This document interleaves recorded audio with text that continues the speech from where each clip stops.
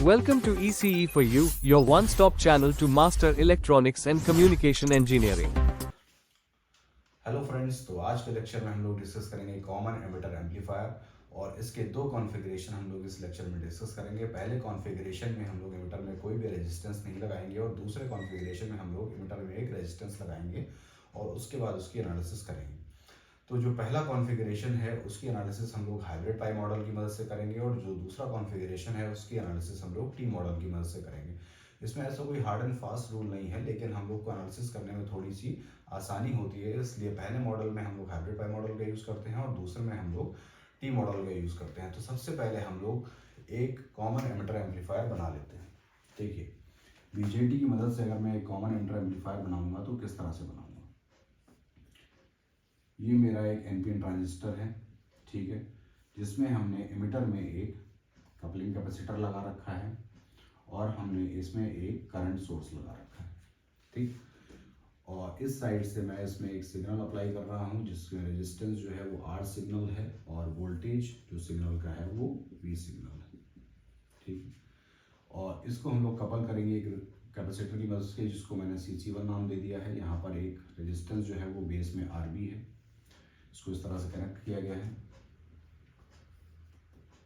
एक यहाँ पर कलेक्टर रेजिस्टेंस है, ठीक है, उसको भी कपल किया गया है। कपल करने के लिए मैंने CC2 का यूज़ किया है और यहाँ पर एक लोड रेजिस्टेंस है जिसके अक्रॉस हम लोग आउटपुट वोल्टेज मेज़र कर रहे हैं। अब यहाँ पर देखिए, इसकी एनालिसिस एक्चुअली बहुत ही आसान है और इस एनालिसिस को करने के लिए हमें सिंपली कुछ नहीं चाहिए। देखिए, जो हमें इनपुट वोल्टेज कैलकुलेट करना है वो यहाँ पर कैलकुलेट करना है, जो हमें इनपुट रेजिस्टेंस कैलकुलेट करना है यहाँ कैलकुलेट करना है। जो ये वोल्टेज होगा उसको मैं वी पाई नाम दूंगा, ठीक है, क्योंकि बेस टू एमिटर वोल्टेज है वो। चूँकि हम लोग हाइब्रिड पाई मॉडल का यूज़ कर रहे हैं इसलिए यहाँ पर वी पाई लिखा हुआ है। जो कपलिंग कैपेसिटर है उसका यूज़ बेसिकली ये होता है कि जो भी सिग्नल फ्रिक्वेंसीज होती हैं, जो भी हाई फ्रिक्वेंसीज होती हैं, उनको बेसिकली वो पूरी तरह से ग्राउंड कर देता है, ठीक है। और ये बेसिकली बाईपास कैपेसिटर है, इसका यूज़ यही है। और जो आपके कपलिंग कैपेसिटर हैं उनका यूज़ भी यही है कि जो AC फ्रिक्वेंसीज हैं उनको तो वो पास करते हैं और DC को पूरी तरह से वो ब्लॉक कर देते हैं, ठीक। तो ये तो सिंपल सी चीज़ है। और मुझे कैलकुलेट क्या क्या करना है, देखिए, मुझे इनपुट रेजिस्टेंस कैलकुलेट करना है, आउटपुट रेजिस्टेंस कैलकुलेट करना है, वोल्टेज गेन कैलकुलेट करना है और करंट गेन कैलकुलेट करना है, ठीक है। इतनी चीज़ें हम लोग को कैलकुलेट करनी है और इनको कैलकुलेट करने के लिए मैं इसका इक्विवेलेंट जो पाई मॉडल होगा, हाइब्रिड पाई मॉडल होता है, उसको मैं ड्रॉ करता हूँ पहले तो, ठीक है। तो सबसे पहले देखिए आप,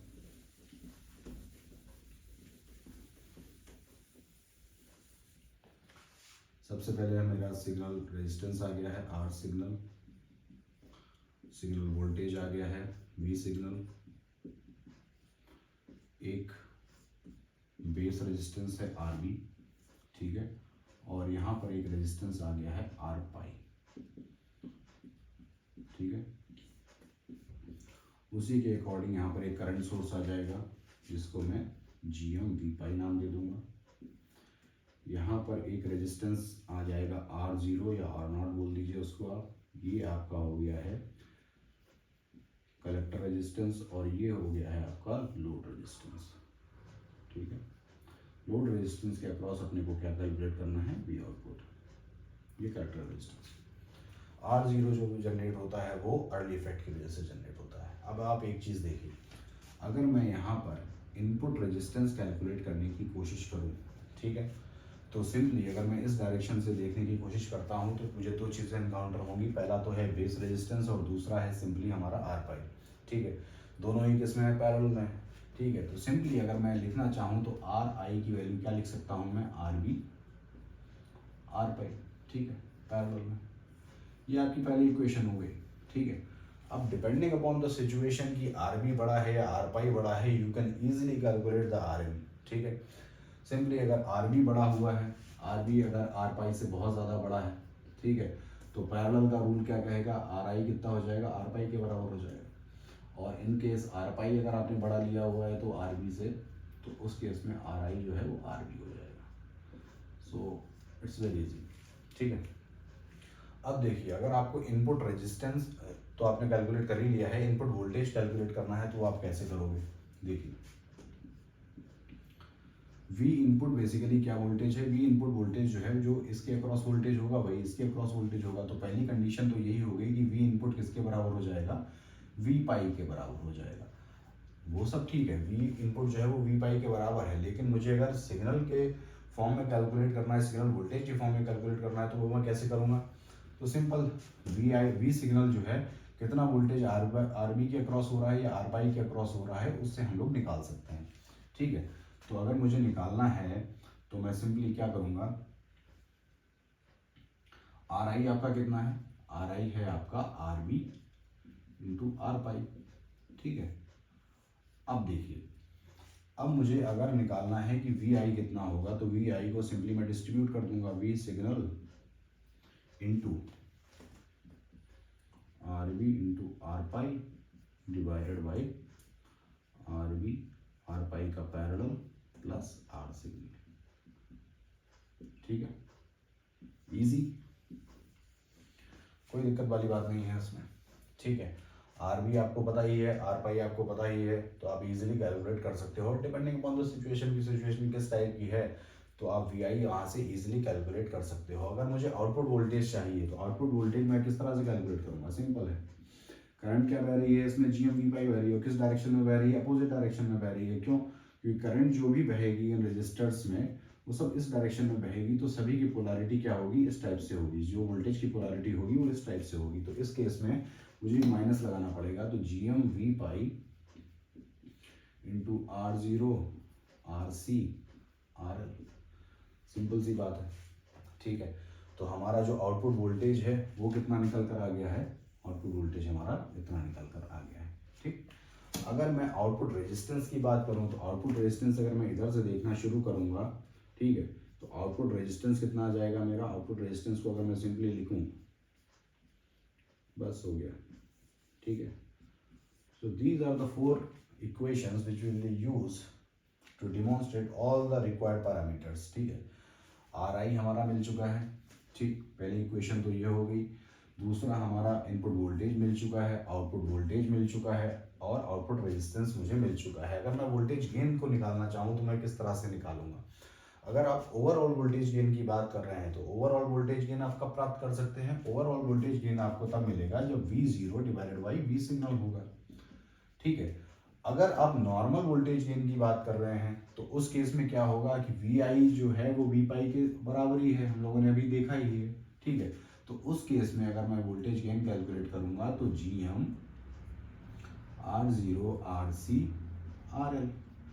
अब यहाँ पर जो भी आपको इक्वेशन या जो भी आपको कंडीशन लगानी है वो आप इजीली लगा सकते हैं कि अगर आर नॉट की वैल्यू बहुत ज़्यादा है तो in that case R naught को नेगलेक्ट कर दिया जाएगा। अगर आर एल जो है वो ओपन सर्किट कर दिया गया है, ओपन सर्किट मुझे वोल्टेज गेन निकालना है, तो उस केस में जो open circuit voltage gain simply हम लोग लिख सकते हैं minus G M R C. ठीक है, बस इतनी सी बात है। अगर आप ओवरऑल वोल्टेज गेन की बात कर रहे हैं, ओवरऑल वोल्टेज गेन अगर मुझे निकालना है तो मैं सिंपली क्या करूंगा, वी आई को रिप्लेस कर दूंगा किससे, इस पूरी इक्वेशन से, और उसके बाद जो ओवरऑल वोल्टेज गेन होगा मेरा वो कैसे निकालूंगा मैं, V output divided by V signal, that's it. ठीक है, तो इसकी एनालिसिस इतनी इजी है कि इसमें आपको कुछ भी याद रखने की ज़रूरत नहीं है। अगर आप सिंपली समझते हैं कि हाइब्रिड पाई मॉडल किस तरह से डिज़ाइन किया जाता है, और उसके बाद तो सिर्फ 2 मिनट लगेंगे आपको ये सारी इक्वेशंस को डिराइव करने में। अब हम लोग दूसरा केस डिस्कस करते हैं जिसमें जो कॉमन एमिटर एम्पलीफायर है उसमें एमिटर में हम लोग एक रेजिस्टेंस का यूज़ कर रहे हैं, उस केस को डिस्कस करते हैं। तो देखिए इसका सर्किट हम लोग किस तरह से ड्रॉ करते हैं। सेम चीज़ है, एनपीएन ट्रांजिस्टर है, ठीक है, एक रेजिस्टेंस इसमें आ जाएगा आर ई, ठीक है, एक करंट सोर्स हो जाएगा, ठीक, इसको एक बाईपास कैपेसिटर दे दिया जाएगा। सिमिलर एनालिसिस है, pretty similar, RC, coupling capacitor, RL, and V output here. Then we have signal resistance R signal, and we are having a voltage which is V signal. I'm using a coupling capacitor, then I'm using a, all right, so all these things here.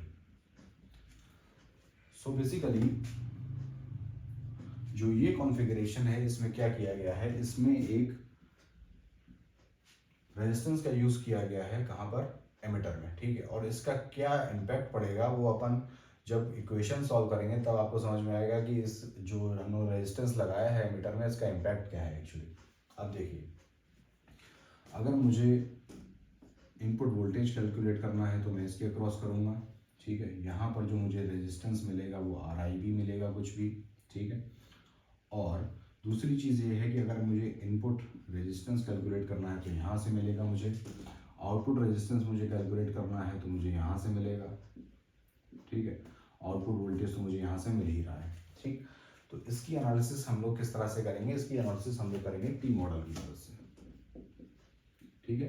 T model से करने की सिर्फ एक ही इसमें फ़ायदा है कि इसकी एनालिसिस थोड़ी सी आसान हो जाती है, ठीक है। तो उसका इक्विवेलेंट सर्किट जो है टी मॉडल का वो मैं ड्रॉ कर लेता हूँ।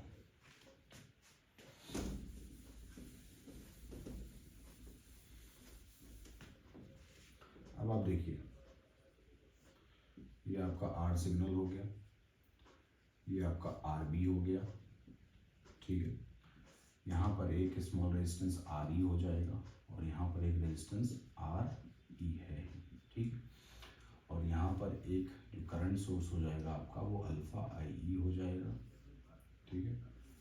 और यहाँ पर जो रेजिस्टेंस है कलेक्टर का वो RC है और यहाँ पर रेजिस्टेंस RL है।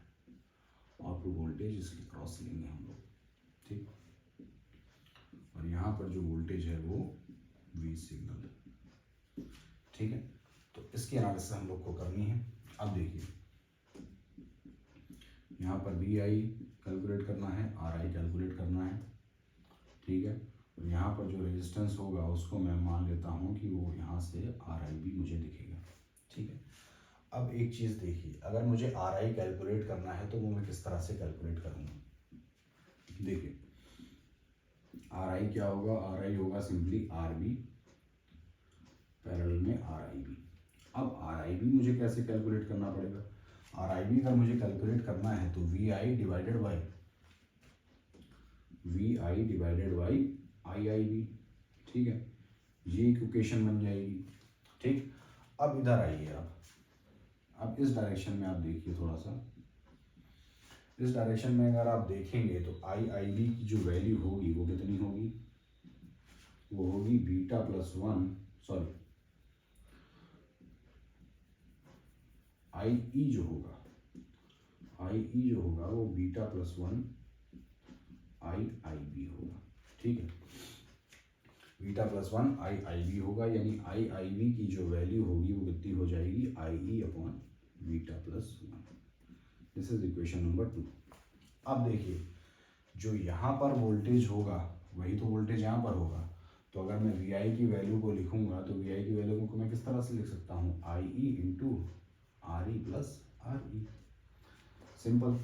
तो अगर मुझे RIB कैलकुलेट करना है अगर, ठीक है, तो वो कितना आ जाएगा, IE RE plus RE divided by IE divided by beta plus 1।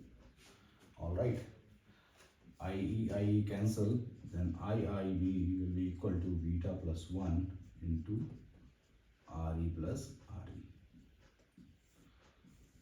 तो ये आपका क्या रेजिस्टेंस निकल कर आएगा, ये रेजिस्टेंस आपका निकल कर आएगा कि मुझे बेस से देखने पर जो एमिटर रेजिस्टेंस है उसका रिफ्लेक्शन कितना मिल रहा है, उसका रिफ्लेक्शन सिंपली कितना मिल रहा है, बीटा प्लस 1 इंटू जो भी एमिटर में टोटल रेजिस्टेंस है वो मिल रहा है, ठीक है।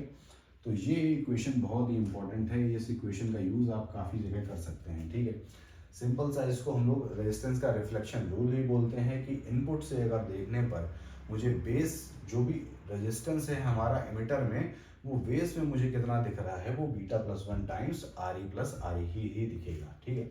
अगर आपको यहाँ पर RI कैलकुलेट करना ही है तो in that case RB parallel all these things beta plus 1 RE plus RE, ठीक है। तो ये आपका हो जाएगा इनपुट रेजिस्टेंस। अब इसमें आप वेरियस कंडीशंस अप्लाई कर सकते हो कि कौन बड़ा है कौन छोटा है, उस हिसाब से इसकी जो वैल्यूज़ है वो मैनिपुलेट की जा सकती हैं, ठीक है। तो ये हमारा इनपुट रेजिस्टेंस आपका निकल कर सामने आ चुका है, ठीक। अगर मैं बात करूं आउटपुट रेजिस्टेंस की, ठीक है, तो आउटपुट रेजिस्टेंस अगर मैं देखूंगा तो सिंपली मुझे RC ही मिल जाएगा, ठीक है। तो इसमें ऐसी कोई बड़ी भारी बात नहीं है। अब मैं देखने की कोशिश कर रहा हूँ कि V आउटपुट मेरा कितना आएगा। V आउटपुट की वैल्यू को अगर मैं कैलकुलेट करूंगा तो minus alpha IE RC parallel RL, ठीक। तो ये चीज़ मुझे मिल गई है, ठीक है। अब RC और RL की वैल्यूज आप चेंज कर सकते हो किसी भी टाइप से, ठीक है, उसमें थोड़ा बहुत मैनिपुलेशन हो सकता है। तो IE RC पैरेलल RL, ठीक है। अब देखिए IE की वैल्यू को अगर मैं रिप्लेस करना चाहूँ तो मैं किस तरह से करूँगा, VI divided by RE plus RE, ठीक है। तो अगर मैं इसमें पुट कर देता हूँ तो V0 minus alpha VI RE plus RE RC into RL, question number 3। अगर मैं वोल्टेज गेन यहाँ से कैलकुलेट करूँगा तो minus alpha RE plus RE into RC divided by RL, ठीक है।